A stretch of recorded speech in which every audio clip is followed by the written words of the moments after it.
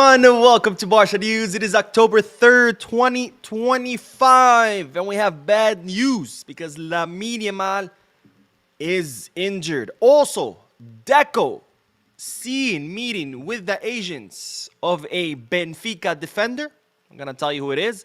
And finally, can Nico Schlotterbeck be an option for Barcelona? We have a lot to discuss, so let's begin.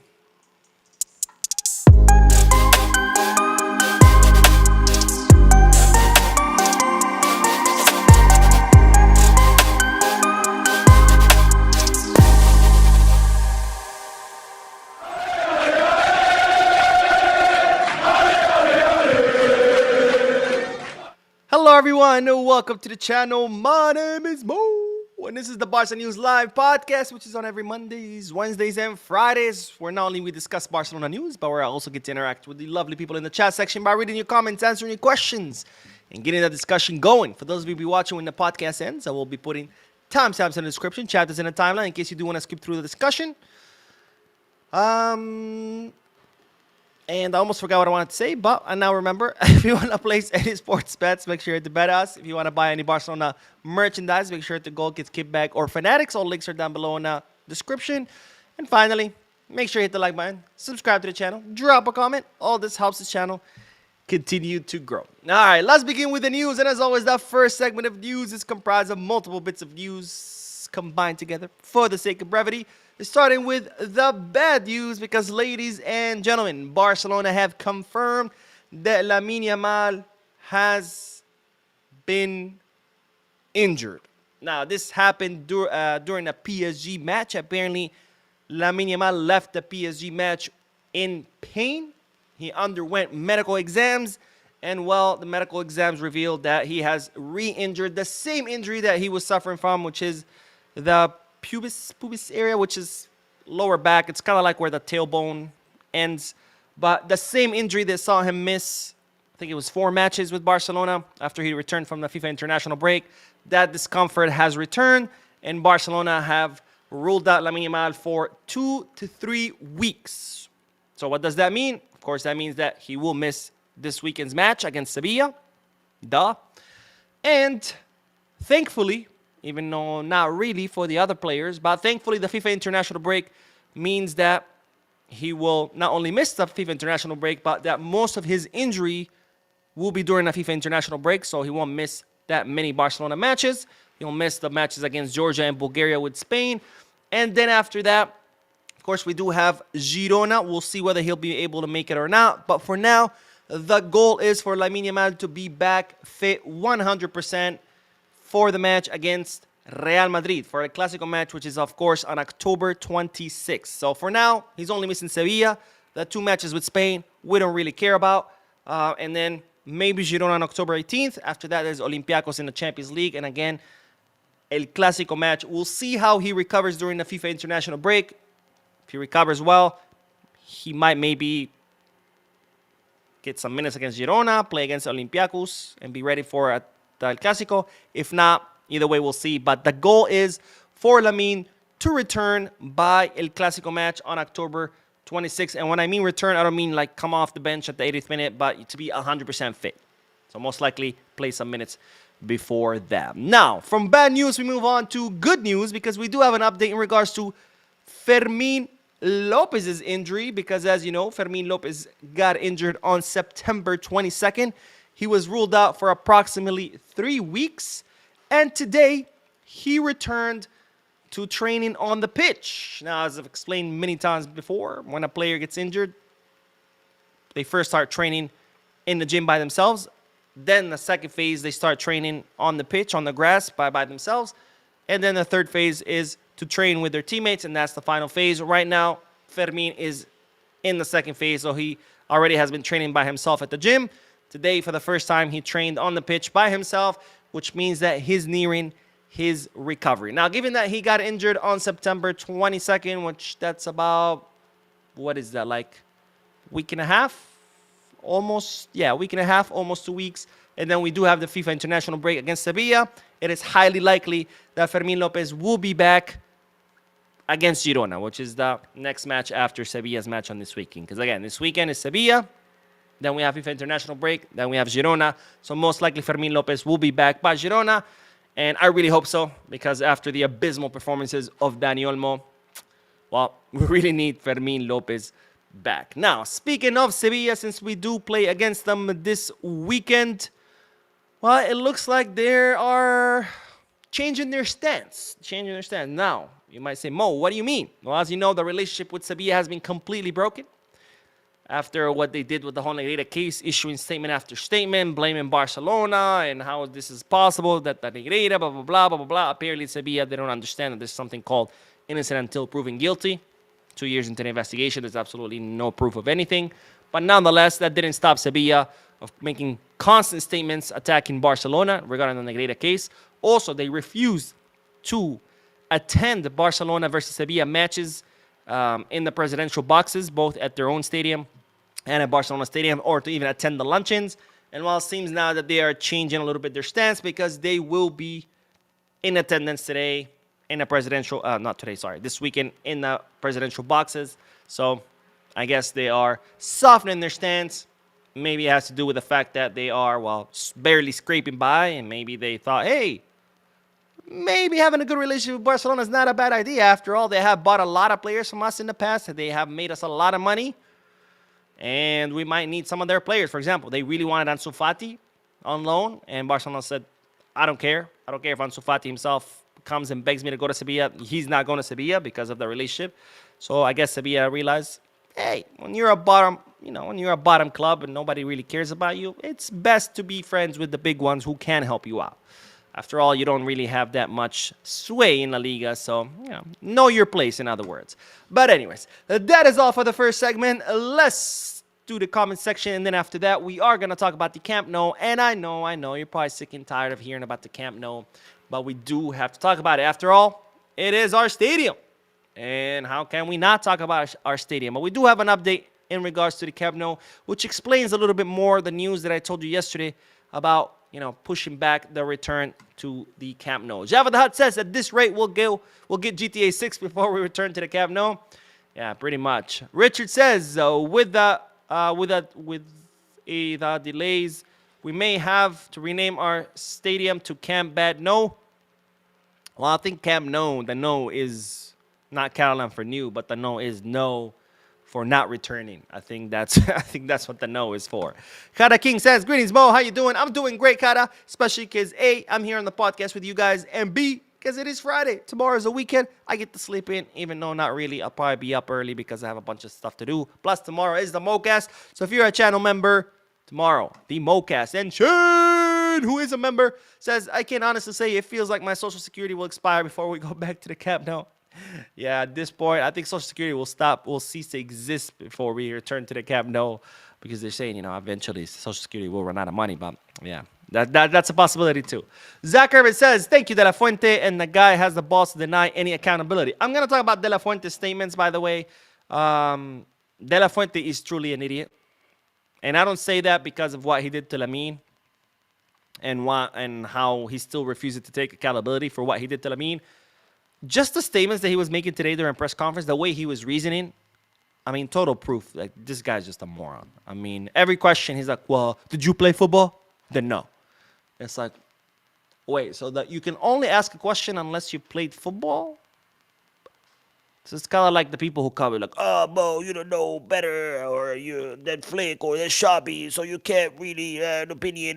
You're not a coach, so you cannot make an opinion. And it's like, that's a idiotic comment. So unless you do something, you can't really have an opinion on it. So unless I know how to cook a certain dish, I can't say whether I like that dish or not. Unless I'm a movie director, I cannot say whether a movie is good or not. Unless I'm a music producer, I cannot say whether a song is good or not. That's the level of stupidity of this coach.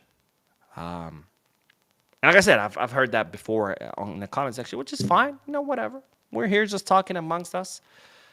But to see that from a coach of one of the best football nations in the world, that's just next level.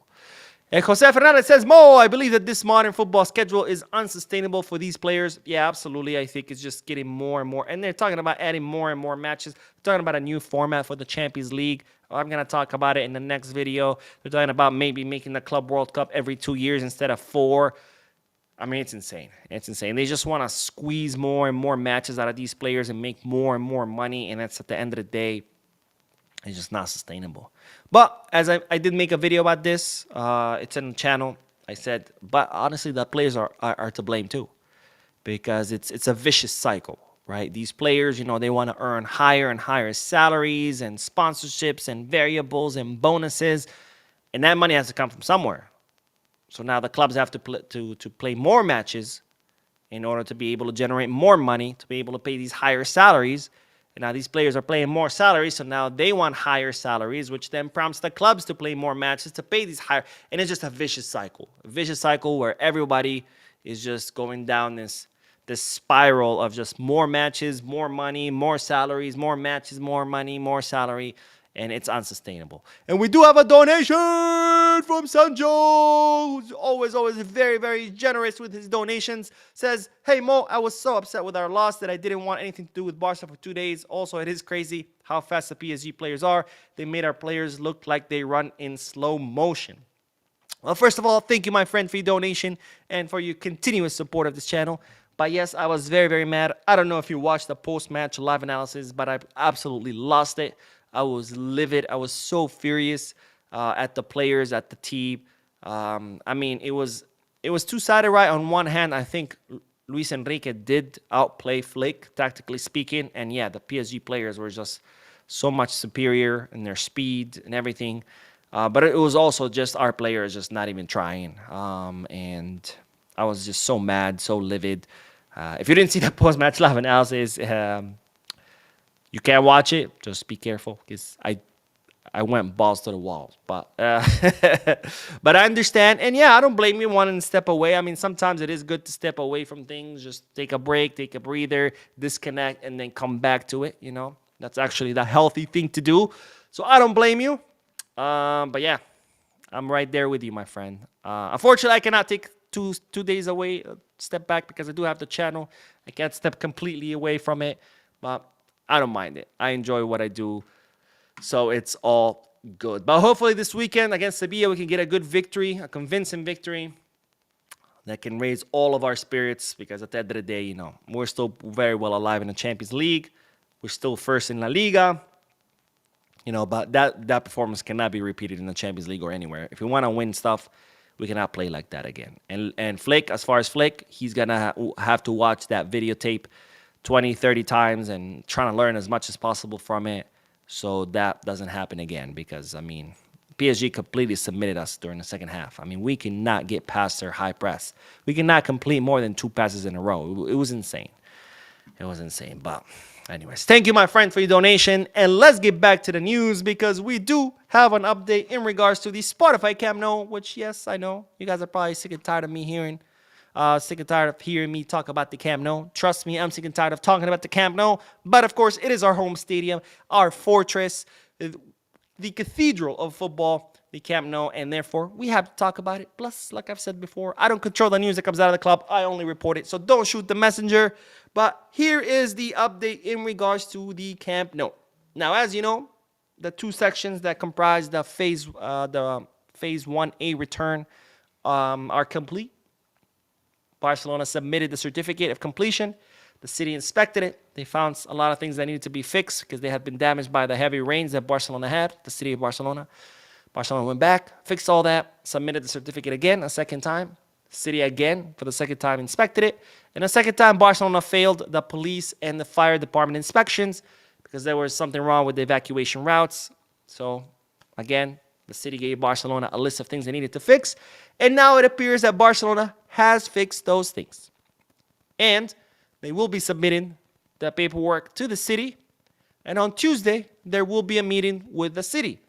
So there could be another inspection pretty soon. And if there's nothing else to fix, we could be getting the license to return to the occupancy license for those 2 sections, Gol Sud and the lateral part. So we could be getting the permit pretty soon. But that will not change Barcelona's decision to return to the Camp Nou in November. Why?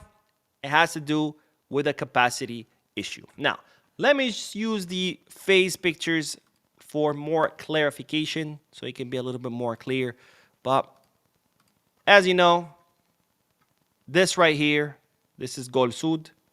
And this right here, this is the lateral part. These are the two sections that are done, that are complete, that have been inspected twice, and twice that have failed inspection. Okay? Barcelona are about to meet with the city and let them know, hey, we did everything you asked us to do. Come inspect us again.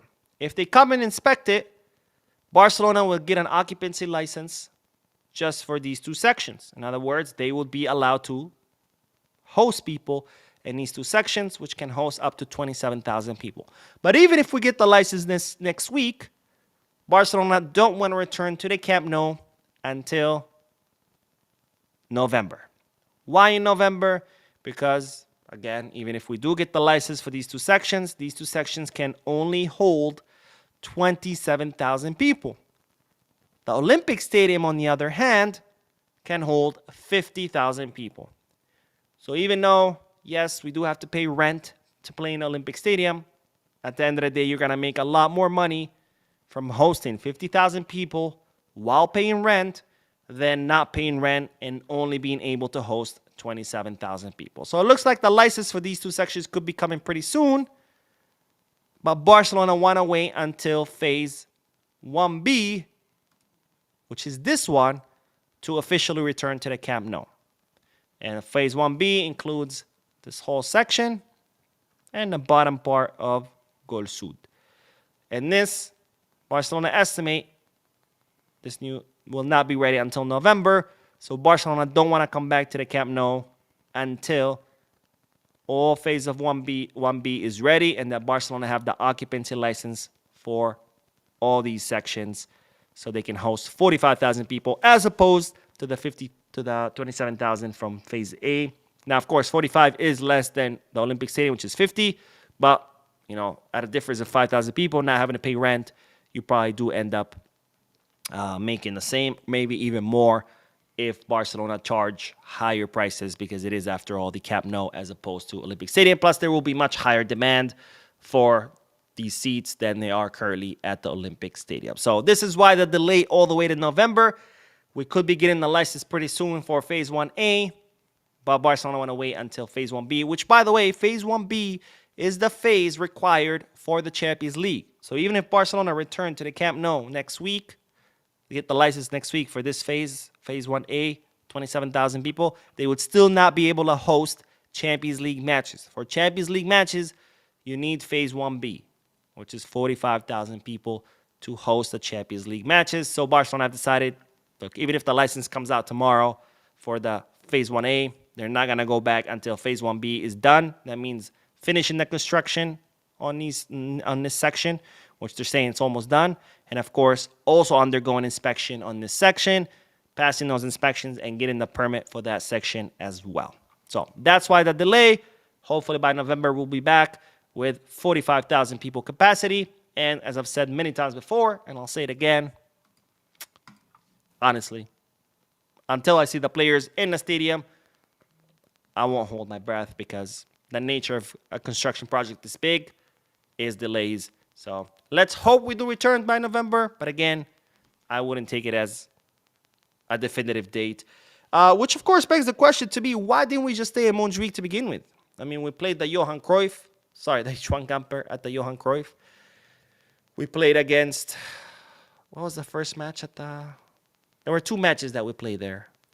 Official La Liga matches. So we ended up playing 3 matches at the Stade Johan Cruyff, where we lost a crap load of money. Right? Remember, at the Johan Cruyff, it's like about 380,000 per match versus Olympic Stadium is 2.8 million per match. So we lost there like maybe 6 or 7 million by playing in those 3 matches at the Johan Cruyff. I think we should have never returned the Olympic Stadium to the city because that's what we did at the end of last season. We emptied it out and said bye. And I think we should have stayed at the Olympic Stadium until we had licenses in hand and then been like, okay, now bye. and we could have made a lot more money. Plus, can you imagine all the money we spent on emptying the stadium, moving everything out, and then having to move everything back in, having to redo the pitch? That was just dumb. I think we should have kept the Olympic Stadium until we actually had the license to return to the Camp Nou and then moved out. You know, if you are moving apartments and you decide, I'm going to rent a new apartment, you don't just take your stuff out of your apartment and return it when you haven't secured a new one, right? You're going to end up on the street. You first go, you secure a new one, you sign the lease, you get the keys, and then you move your stuff in. You don't move out without having secured a new apartment. But this is how this board operates. Improvise. But, you know, I'm the one who's at fault here for criticizing the improvisation. Even though this improvisation just probably cost us 7-8 million euros.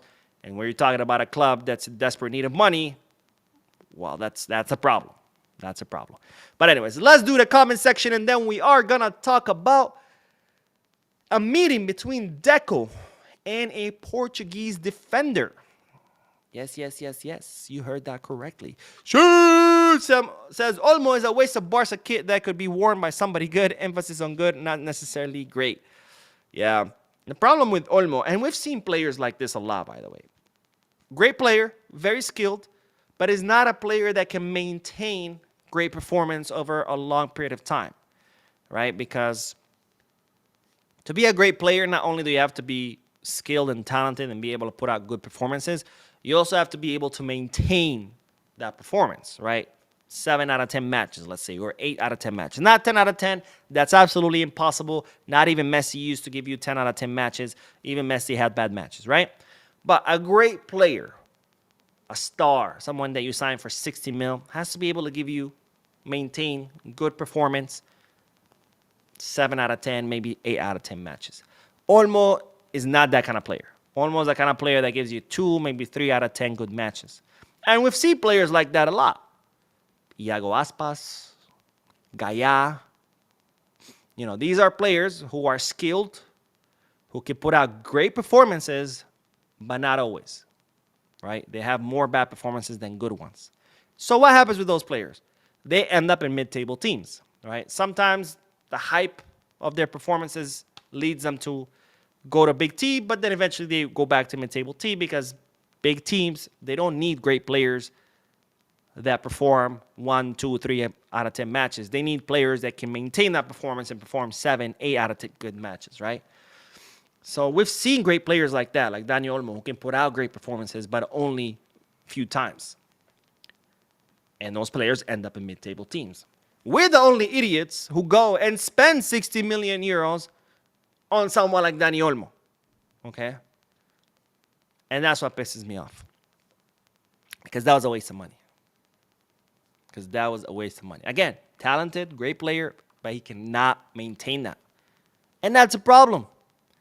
Because if you're going to compete for everything, you cannot have players who can only give you great performances every now and then. You need players who are consistently giving you great performances. Imagine if Lamine Yamal only showed up 1 or 2 out of 10 matches. But when he did, he played like Lamine plays. Would he still be considered the best in the world? No. He would still be just as talented, just as amazing to watch. But if he's only doing that 1, 2 out of 10 matches, then you wouldn't be in contention to be the greatest, because the greatest has to not only give you great performances, but has to be able to maintain that and do it match after match after match. Again, not every single match. That's impossible. They're not robots. They're human beings. But you get the point. Noob Master says, Mo, I think Schlotterbeck would be an amazing option for the left center back. He could play left back and CDM and take corners. We'll talk about Schlotterbeck in a little bit. Barça React says, yo, Mo, what's good? Keep grinding, my guy. Thank you, my friend. Thank you for coming to the live stream and for your comment. And the Dark Knight says, hey, Mo, I just wanted to say hi and can't wait to watch this podcast tomorrow. Well, thank you, my friend, for stopping by. And, of course, tomorrow when you watch it, there will be timestamps in case you want to skip through all these comments. That's an option. But if you want to watch the whole thing, you're, of course, more than welcome to do so. Paul Diaz says, I think maybe De La Fuente acts this way because of how successful Spain is. I don't know. But anyways, what's up, Mo? What's up, Paul? Honestly, after today's statements, what De La Fuente was saying, and I'll go over in the next video, I'm like, this guy's an idiot. Like, I'm not saying that to insult him. Like the way he reasons, I'm like, this guy has the intelligence of a rock. Like the things he was saying, you're like, wow, I can't believe a grown-ass man who's in charge of one of the most powerful squads, football squads in international football, can reason this way. Like, I've seen children reason better than he does. I mean, it was just shocking to me. I was like, this guy's a moron. This guy's a freaking moron. Barca 28 says, watch back the game. I see some light in the first half. PSG didn't real dominance. Well, yeah, that's what pissed me off, right? That's what I said during the post-match live analysis. The first 30 minutes were great. Barcelona were competing. They're creating chances. They were putting pressure on PSG.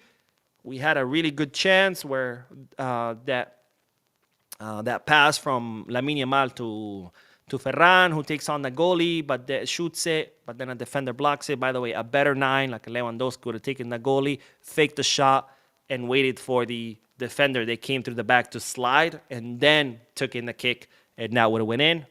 But it is Ferran. Then we had the actual goal by Ferran. So yeah, first 30 minutes were great. We were competing, we were creating chances, we were putting pressure on them, and that's what pisses me off. Because then the team fell asleep, and that's when PSG dominated us. So if you tell me PSG dominated us from the first minute, I'll be like, okay, yeah, like they're just that much better. There's nothing we could do. But no, the team showed us that, yes, we can compete. And I said, but fuck it, I don't want to. And they fell asleep. And that's way worse. It's way worse to be outclassed from first minute and there's just nothing you can do. They're just better. That's it. There's nothing we can do. Versus knowing that you can go head-to-head, but choosing not to. That's the problem.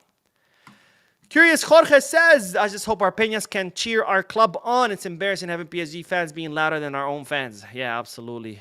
Absolutely. And you can hear them. That's the crazy. 3,000 PSG fans louder than 47,000 Barcelona fans. That's crazy. That's crazy. We need the supporters stand back. We need it. And not the ultras. I'm already seeing comment tweets. Bring back the ultras. I'm like, only someone who doesn't know anything about the ultras would ask for something like that. Because the ultras were incredibly violent. They killed people. They've literally committed murder. They've killed other fans. They rob. They steal. They sell drugs. They traffic in humans in order to, generate money because there is a criminal organization. This is not people that you want back at the Camp Nou. Murderers, rapists, killers, drug traffickers, that's not the kind of people you want to be back at the Camp Nou. Just because, they cheer so loudly. Yeah, okay, cool. But that's not the kind of people you want back at the Camp Nou.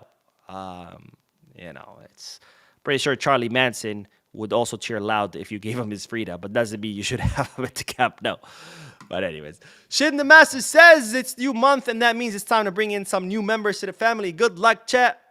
Well, and I see Shin donating 5 new memberships. That's incredibly generous from you, Shin. Thank you so much for your continuous generosity. And to all the new members, welcome. Welcome. Tomorrow we'll be holding the MoCast, 12:30 p.m. Eastern Standard Time, which is just chill podcast, me, you guys talking. You can ask whatever you want. You can comment whatever you want. I make sure to read every single comment. It doesn't even have to be related about football or Barcelona. It could be whatever you want to ask.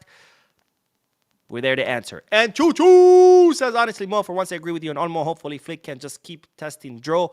Just play the kid. Yeah, Dro definitely needs minutes. That definitely needs minutes. Because that match that he started, he looked like he was still lacking. And not because he sucks or because he lacks talent or promise. Not at all. It's because, he's a kid. First time starting in the first division. That's a lot, right? It's completely... And Dro didn't come from Barça Athletic. He came from Juvenil A, which is even, lower, right? So to make that huge jump, that's a big, big change. The players, you're a kid playing against grown-ass men. Men who are taller, bigger, stronger, faster. Everything's faster. Everything's more intense. So it takes time to adjust to that. And the only way Dro is going to adjust to that is by getting more minutes. So hopefully Flick can start giving Dro more and more minutes. He doesn't have to start, to take that pressure off him. But, hey, bring him in. One match, bring him in at the 85th minute. The next match, bring him in at the 80th minute. Then maybe at the 75th. And just slowly until he gets used to it and start playing him more. I think that's the only way we can see what Dro is truly made out of, right? Because just because he had that one bad match, it doesn't mean that's it. Dro sucks. Sell him. He's a kid. First time starting. I mean, that's a lot. Not everybody's Lamine Yamal that can just make the jump and be fine. And even Lamine Yamal was incorporated slowly, right? Xavi did not just day one start Lamine Yamal, right? He slowly was bringing him in, and eventually he started. So I agree. Dro should be starting to get more minutes. Anyways, let's get back to the news. I don't want to delay the further news, but we do have news because Deco has met with the agent of a Portuguese defender, who's this guy on your screen, and his name is Gonçalo Oliveira. Now, if you haven't heard of Gonçalo Oliveira, he's a 19-year-old left-footed center back, currently plows his trade at Benfica. Now, Gonçalo Oliveira is Benfica's reserve team player, kind of like their Barça Athletic, right? But he has been exclusively training with the first team. And, of course, he's making a lot of waves in Portugal, and Barcelona have been, Deco, I should say, has been tracking him for quite some time. And today, he met with his agents, Carlos Goncalves and Antonio Casanova. Deco met with both agents in order to discuss, hey, what is this guy up to? What is he thinking? Where does he want to go? Are Benfica interested in selling him? How much they would want? That initial conversation just to see what everyone's posture is. Now, Gonçalo Oliveira does have a contract until 2029. Given that it's Benfica that likes to sell their players for incredibly high amounts of money, expect a decent amount. Now, we don't know how much Benfica would want for him, but again, 19, promising, someone who's already catching the attention of other European clubs, a long contract until 2029. They're probably going to want an arm and a leg. But for now, Barcelona are not in a hurry. This was not a meeting to okay, we want to sign him. Let's go. This was just an initial meeting to see what everyone's posture is. Because, of course, Barcelona do want to sign a center back, but not until the summer of 2026. And until then, Barcelona just want to first keep their eye on the market, see what's out there, identify options, meet with those agents, and try to figure out, who's out there, who's available, who would be willing to come, how much would they cost, are there clubs willing to sell them? So this is kind of more of a research meeting versus a, hey, we're going to sign this guy, so let's go meet with the agents. But the news is that Deco has met with Gonçalo Oliveira's agent, which means that this guy is on the list and could potentially be someone that Barcelona could try to sign during the summer. And again, this is something that a lot of people seem to fail to understand, because I see this comment all the time. Barcelona's always linked with these people, but nothing happens. Well, yeah, you cannot sign every player you research. When you go buy a car, you go to different dealerships of different brands, and even at each dealership, you look at 3, 4, 5 cars, and you might end up looking at 20 different cars until you buy one. Does that mean this guy never buys it? No. That's how it works, right? You do your research, you see a bunch of cars, you do your research on them, you test drive them, and then you pick one. Well, it's the same thing with football. You're not going to sign every person you set out to research or track or watch or whatever. You do your research. You see what's out there. You meet with the agents of all these players. You go watch them at matches. And then you decide, out of all these people, it could be 20, who's the one that I really, really want? And then you try to sign him. So it's not that, we're always getting linked with people, but nothing happens. It's just part of the process. It's just how it works, with anything in life, not just football. If you buy a house, you're not going to buy the first house you see. You're going to go there, you got to see 10, 15, 20 houses, and then you pick one. Well, it's the same thing. And this was another meeting just to see, whether Gonçalo Oliveira could be a real option for Barcelona. And, of course, my question to you is, have you seen Gonçalo Oliveira? Have you watched Gonçalo Oliveira play? If so, what do you think? Do you think he'd be a good option? I don't know if I mentioned. I think I might have, but if I forgot, he's left-footed, which is something, of course, that Barcelona are looking for since the departure of Iñigo Martinez. But have you watched Gonçalo Oliveira?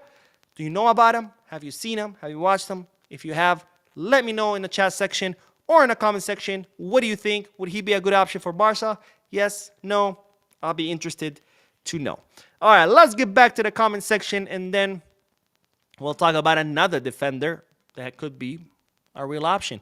Carlos says, the Federation and De La Fuente, you need to do better to protect their future players. It's insane how they treat their players. Look at all the other teams not calling up some of their stars. Yeah, Bellingham, just having a little discomfort. England said, don't worry, bro. We need you. You're important for us, but stay home. Feel better. De La Fuente's like, oh, Lamine Yamal is in pain? Fuck it. Shoot him up with some painkillers. Go on the field. Oh, you're still in pain? Shoot him up with more painkillers. Go on the field. Oh, you guys have a problem with that? Did you guys play football? That was literally every answer to every question. Oh, did you play football? Bro, you're a fucking idiot. Fucking idiot. Danny says, why don't Barcelona hire these same inspectors as consultants to inspect the Camp Nou privately and get a green light before actually submitting certificate of completion to the city council? Because that, my friend, would be a conflict of interest. You cannot hire or pay someone that's going to inspect you and give you a green light for something else. That could be construed as you're bribing them. So no, you can't hire an inspector that's gonna inspect you, pay the money, and then be like, all right, now that I paid you, come back again and inspect me in your capacity as a city official. Versus, you can't do that. You can't do that. Does Barcelona consult maybe with other entities? I'm sure they do. But yeah, you can't hire an inspector and have them go and then inspect you after you pay the money. Paul says, hello, Mo. I'm from Liberia. Do you have an update about Yamal and Pedri injuries?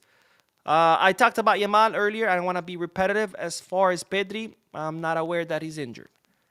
And Carlos says, I believe fans think ultras are the peñas. I didn't know the difference until now. I thought ultras equal peñas. No, ultras are not peñas. Peñas are officially recognized clubs, fan clubs. And I'm part of a peña. I'm part of the New York City peña. And we travel to Barcelona once a year, every year. We go watch a match. We also try to watch a Barça Femini. We always try to organize a trip right when at least the Barça Femini and the men's are playing the same weekend at home. Or if we cannot have the two of them together, at least Barça Athletic and the men's team. One time we had all three playing the same weekend. It was great. So we got to see all three. We got to see Barça Athletic, Barça Femini, and the men's team.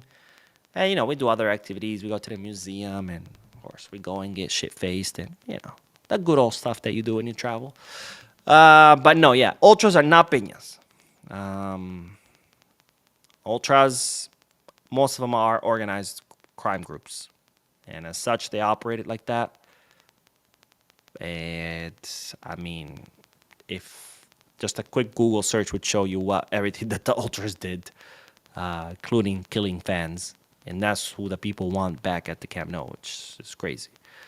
You should not go to Camp Nou fearing for your life or thinking, am I going to get killed today? Or am I going to get robbed? Or am I going to get jumped by 10 guys and end up in the hospital in a coma? You know. Valerian says, maybe Fernandez brothers and Rooney need to get more minutes. Well, now with Lamine's injury, I'm sure Rooney Bardarji will get more minutes, no doubt. We'll see maybe if Tony. It will be nice. Because remember, Rafinha and Lamine are out. So that means only leaves Rashford on the left, Rooney on the right. Thankfully, we have the international break. Even though usually I'm like, fuck, international break. But at least the international break will give us time to recover. For sure, Coutinho and hopefully Rafinha. Lamine. And hopefully Rafinha. Not Rafinha. I never want to see Rafinha again. I want to see only Coutinho. And Uzi Blas says, I'm still hoping to see Tony Fernandez start soon. Hopefully. And one more before we do the last bit of news. But Barca28 says, Olmo cost us the game, Mo. Like, if you watch back the game, he lost the ball 11 times and missed plays, 10 passes. That 21 ball he gave away, and that because Pedri and FDJ. I don't want to just blame Olmo. It was an abysmal match by him. He did lose the ball again a lot. There were a lot of counterattacks that resulted from his loss of ball. But I don't want to just blame him. I think it will be unfair. I think the whole team dropped their intensity. It's not like the other 10 were doing amazing and it was just Olmo fucking it up, right? They all reduced their intensity. They all gave up. But yes, Olmo did do a lot of damage. But again, I don't want to just blame him. I think that will be an unfair assessment. And Java the Hutt says, I think Lamine should say something to De La Fuente instead of just playing because of the pride of his country. I mean, we don't know that Lamine didn't say anything, right? And even if he did it, that's not an excuse. De La Fuente knew because Barcelona's doctors called and said, hey, Lamine is joining your camp with back pain. Be careful. But De La Fuente said, fuck it. Played him against Bulgaria. Oh, Hungary. Did you really... Well, Hungary or Bulgaria? I think it was Bulgaria. Did you really need him against that match? Like, it's not like it was Spain versus France or England or Italy or Germany. No. It was Bulgaria. Like, did you really need Lamine against Bulgaria, with all due respect to Bulgaria? And even if you did you really need him for 80 minutes when you had already won the match in the first half? They're already up 3-0 by the 30th minute, I think. Yeah. Did you really need him for 80 minutes? No. So that made it worse. And then he knew again because Lamine didn't train. In between Bulgaria and Turkey matches, he did not train. In fact, they're saying he couldn't even get out of bed. He was in so much pain, he couldn't even get out of bed. So Lamine doesn't have to say anything. If you see your player in bed and can't get out from pain, does he really need to tell you? I mean, you could see with your own eyes. He doesn't need to tell you anything. You know, if you see a friend of yours on the ground screaming in pain, you don't say, well, I didn't know he was in pain. He didn't say anything. Bro, he's fucking on the ground screaming. He can't get up. You know, so, not everything needs to be said. You know, some things you could just discern. Plus, again, he knew because the doctors called him. Anyway, so let's do the last bit of news. And it's in regards to another center back. And it's no other than Nico Schlotterbeck. Nico Schlotterbeck, I'm sure you know of him. And if you don't, he's a 25-year-old left-footed center back who currently plows his trade at Dortmund. And the news is that he no longer wants to extend his contract with Dortmund. Now, Nico Schlotterbeck has a contract with Dortmund until 2027. He reportedly wants a new venture. He wants to go somewhere else where he can, feel like he could win titles. Important titles, let's put it that way, and not just choke every season. Sorry, Dortmund fans watching. Sorry, Shin. And of course, this opens an opportunity for Barcelona. Now, I'm not bringing you this as news that Barcelona are looking at him or they have met with him. No, the news is that he doesn't want to continue at Dortmund. He doesn't want to renew with Dortmund. And he wants to go somewhere where he can win important titles. So this, of course, could present itself as a great opportunity for Barcelona because we're talking about someone who is 25 in their prime. This is not someone who would come to Barca and you would have to wait a season or two until they reach their potential. This is someone who's going to come, hit the ground running, right? Also, since his contract does expire in 2027, next summer, he will be entering the final year of his contract. So potentially you can get him for a good price. Now, his market value is 40 mil, but given that he'll be entering the final year of his contract, you could probably negotiate that down. Plus, of course, Schlotterbeck is great quality. Great quality center back. He's left-footed, which is exactly what Barcelona need as far as center backs. Incredibly tall, 191 centimeters. That's what? 6'4", 6'5". I don't know. Do the math. And so, of course, my question to you is, should Barcelona try to sign Schlotterbeck?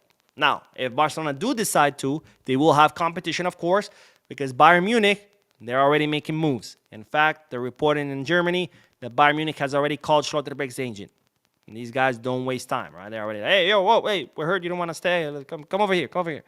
So, but the question is, should Barcelona go for him? My opinion, absolutely. Again, 25, so means young, in his prime, so he can hit the ground running. Quality center back, left-footed, which is exactly what we need. And then again, he will be entering the final year of his contract, which means you can get a discount on it. 2 plus 2. I think this is a pretty easy decision. But I'm curious to hear you guys' opinion. Schlotterbeck, yes, no, maybe. Tell me why. I want to hear you guys' reasoning on why you would want or not want Schlotterbeck at FC Barcelona. All right, that is all the news for the podcast. Let's do some comments. And then, of course, later tonight, I will be uploading another video, a news video, because why not? Van Lee says, Mo, what about the 6'6" dude from Palmeiras? He only cost 12 mil. That's also on the list. Luis, what's his name? It's Luis. I can't remember his last name. But yes, he is on the list. Like I said, when you're going to sign someone, you don't just say, I want this guy and that's it. You do your research. You scan the market. You see what's available. Out of those people, you see who would be a good fit for your team. You consult your coach. You meet with those guys' agents. You see how much they would want in salary. Whether they would be willing to come to your club to begin with. Whether their clubs will be willing to let them go to begin with. And how much. Right? So you have a long list. You study all of them. You meet with all of them. And then you start narrowing down a list. And then eventually you get like a top 3 maybe or top 5. And then you start with a top 1. Hello, hey, you want to come? No? Okay, on to the next. Or you want to come? Yes? Okay, cool. How much does your club want? Okay, yeah, that's not too much. Bye. Or, okay, your club wants that much. We can afford that. How much do you want? Okay, we can afford that too. Or if not, okay, bye. There's a lot of moving parts. And that's why you need a long list. Because the player has to want to come to your club. Their club has to want to sell them to you. The transfer fee has to be affordable to you. The player's salary has to be affordable to you. The variables, bonuses, all that. There's so many moving parts that you can't just say, I want one guy and I'm going to go after him and that's it. You have to do your research. You have to have several options. So if one of them doesn't work out, you move on to the next. If that doesn't work out, to the next, to the next, to the next. So that's why you'd make a list. You don't just go and buy one and that's it. But yeah, that guy is Luis. What's his name? Luis. I can't remember his last name. It's bugging me. It's like on the tip of my tongue. It's something Italian. Luis Benedetti. Here we go. I remembered finally. And share with another generous donation. Wait, what is this? Do you believe that? What? I have something stuck here. Wait a minute. I don't know what's going on. But Shin says, I can honestly tell you from watching Dortmund and Schlotterbeck for years, he would be another Olmo in terms of good performance. 3 at most of 10 matches. Barca would be wise to keep their money and wait for better. Okay, interesting. I didn't know that. I don't watch Dortmund that often. What I've seen from Schlotterbeck has been mostly, I've seen him with the German national team.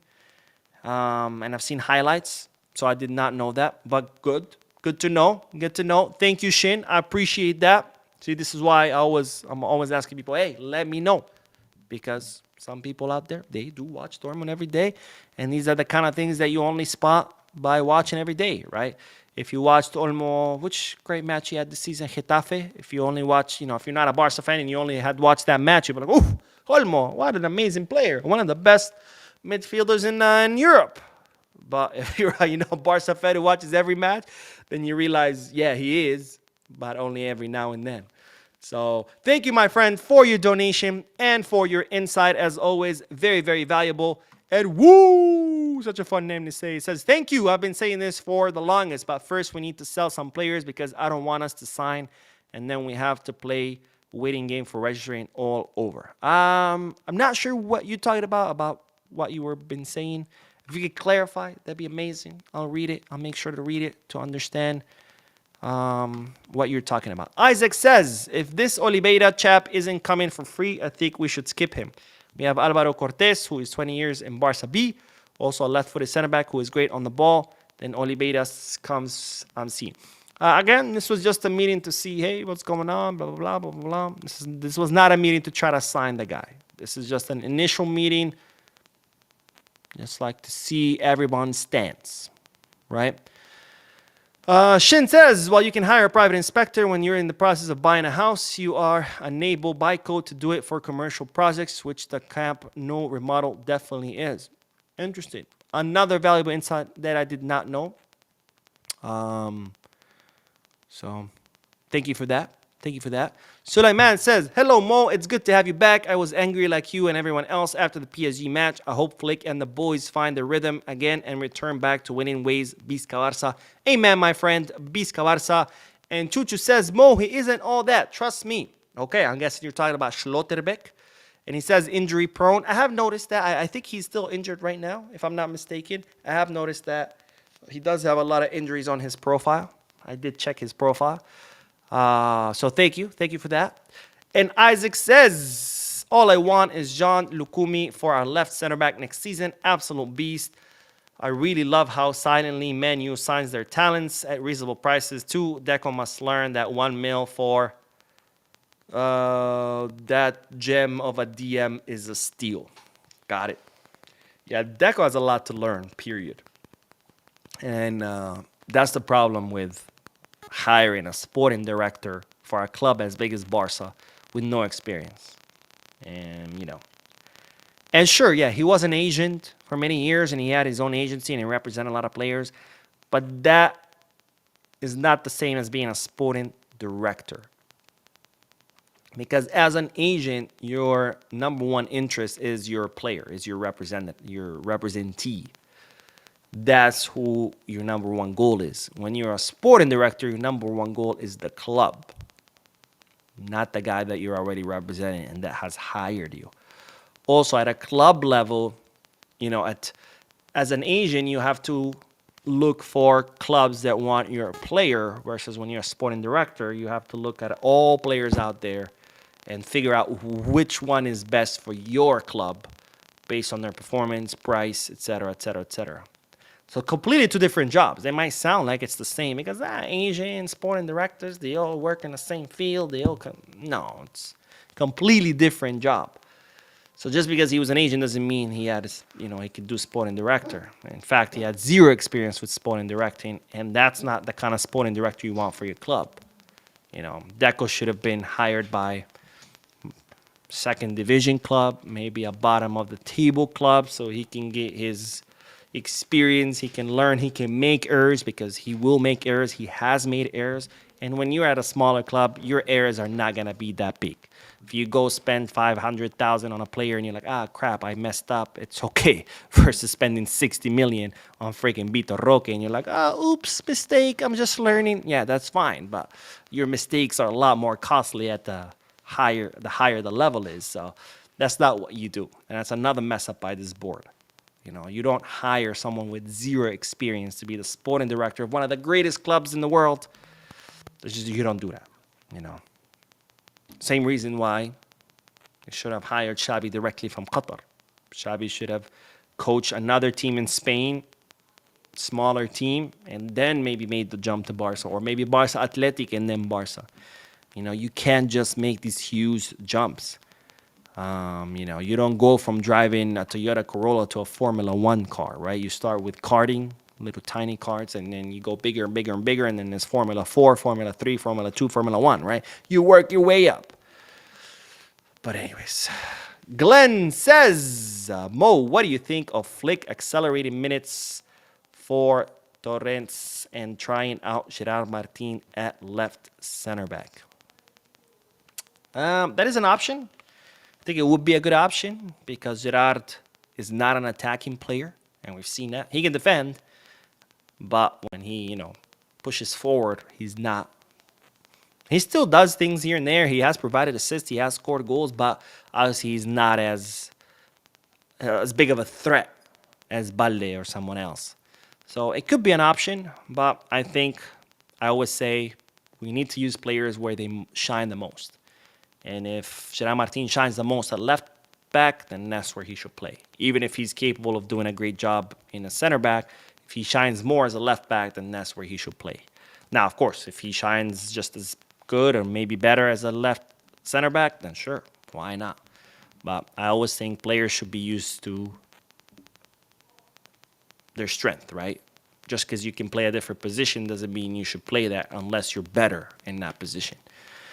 But anyways, that is all, ladies and gentlemen. Thank you so much for tuning in. Thank you for your donations, your comments, your subscriptions, your likes. If you haven't hit the like button yet, make sure you do. If you haven't subscribed yet, make sure you do.